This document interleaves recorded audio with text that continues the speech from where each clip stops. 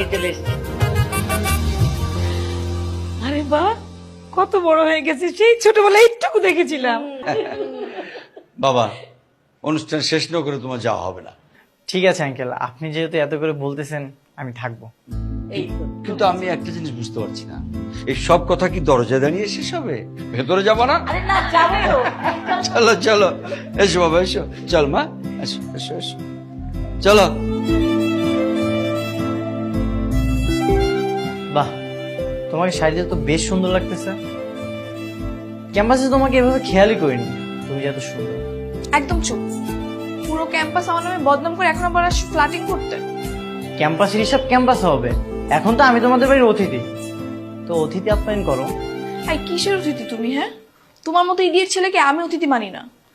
আগে যদি জানতাম তুমি আমার মায়ের বান্ধবী ছিলে তাহলে তোমাকে জীবনে ইনভাইট করতে দিতাম না।